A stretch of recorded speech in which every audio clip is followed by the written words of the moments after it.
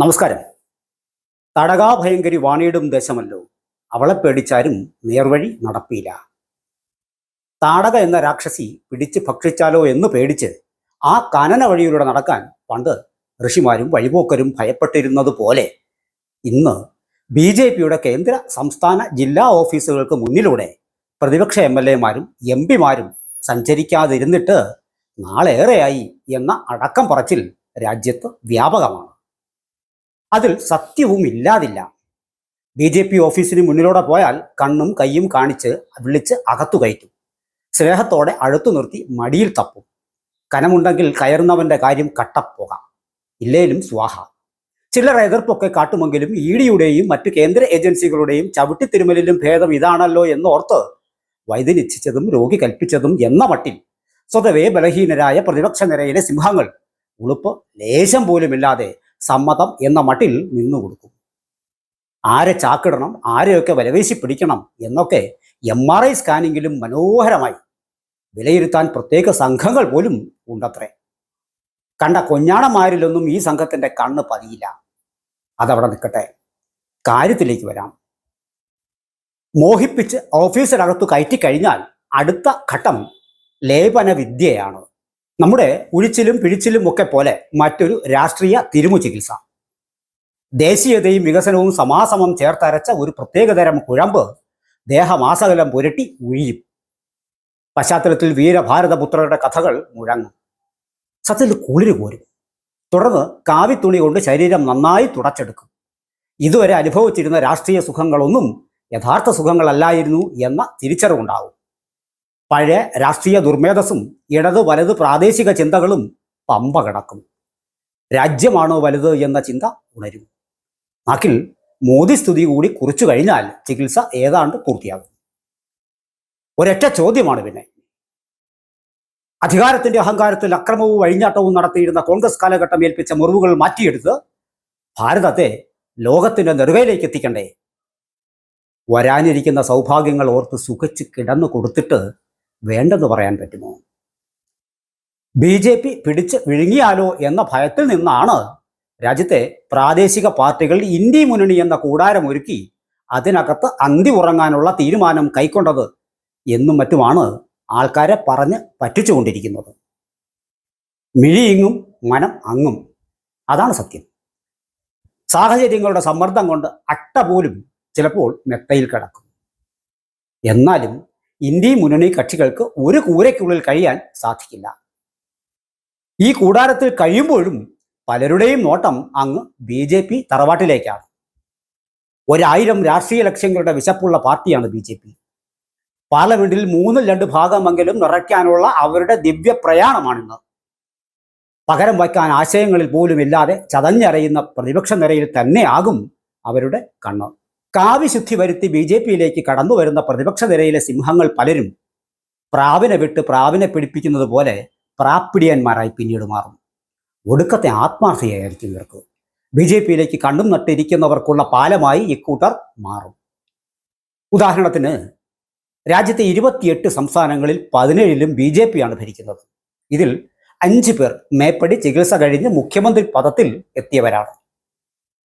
അസമിൽ തരുൺ ഗൊഗോയ് മന്ത്രിസഭയിലെ പ്രധാനിയായിരുന്ന ഹിമന്ത ബിശ്വ ശർമ്മ, അരുണാചൽ പ്രദേശിലെ മുൻ കോൺഗ്രസ് നേതാവ് പേമ ഖണ്ഡു, ലല്ലു പ്രസാദ് യാദവിനോടൊപ്പവും നിതീഷ് കുമാറിനോടൊപ്പവും പ്രവർത്തിച്ച RJDയിൽ നിന്നെത്തിയ ബീഹാറിലെ സമ്രാട്ട് ചൗധരി, ത്രിപുരയിൽ മുൻ കോൺഗ്രസ് നേതാവ് മണിക് സാഹ, സുവേന്ദി അധികാരി പശ്ചിമ ബംഗാളിൽ.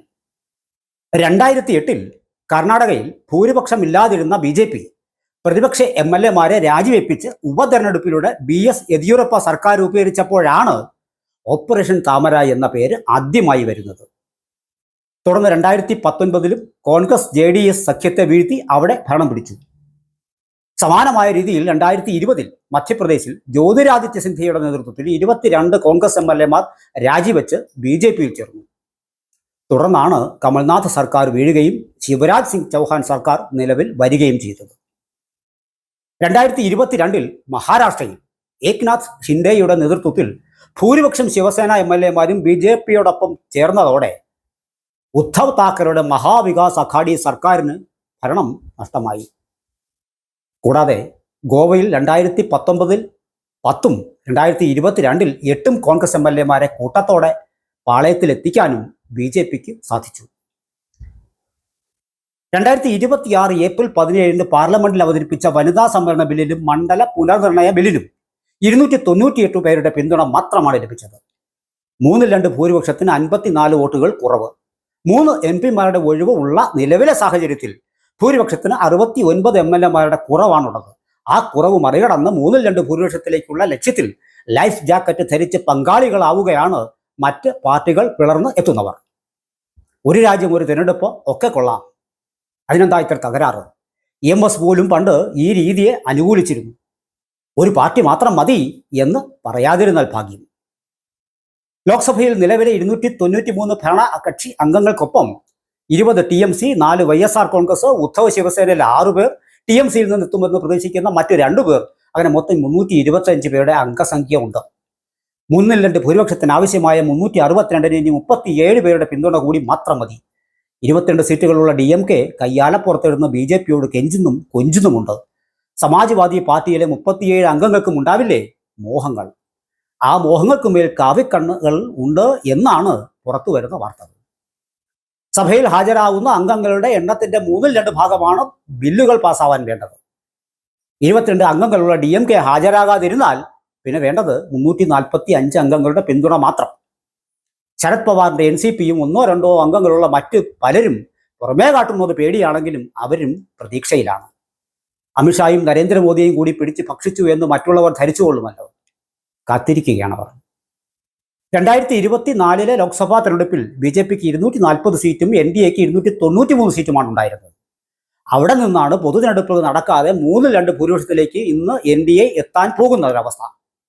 തമ്മിലടിയും നിക്ഷിപ്ത താല്പര്യങ്ങളും മാത്രമല്ല, 99 സീറ്റുകൾ ലഭിച്ചതോടെ സർവ്വതും തികഞ്ഞു എന്ന് കോൺഗ്രസ് ചിന്തിച്ചതിന്റെ ഫലം കൂടിയാണ് പ്രതിപക്ഷ നിരയുടെ സർവനാശം. ആം ആദ്മിയിലെ പിളർപ്പ്, തൃണമൂൽ കോൺഗ്രസിന്റെ അന്ത്യം, ഉദ്ധവ് താക്കറെ ശിവസേനയിലുള്ള പിളർപ്പ്, DMKയുമായുള്ള കോൺഗ്രസിന്റെ ബ്രേക്കപ്പ്, ഒരേ ഒരു കമ്മ്യൂണിസ്റ്റ് മുഖ്യമന്ത്രിയായിരുന്ന പിണറായി വിജയനെ ജനം തൂത്തെറിഞ്ഞത് ഒക്കെ സ്വയം കുഴിച്ച കുഴികളുടെ ഫലങ്ങളായിരുന്നു. എന്നിട്ടിപ്പോൾ BJP പിടിച്ച് വിഴുങ്ങുന്നു എന്ന് ഉച്ചത്തിൽ വിളിച്ചു കൂവുന്നു.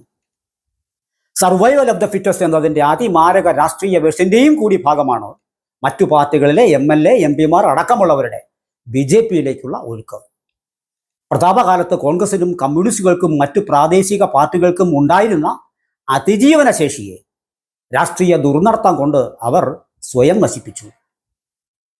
രാഷ്ട്രീയത്തിൽ സ്ഥിരമായ ശത്രുക്കളോ മിത്രങ്ങളോ ഇല്ല എന്ന ന്യായം പറഞ്ഞ് നേരും നെറിയുമില്ലാത്ത അവസരവാദ രാഷ്ട്രീയം കളിച്ചു.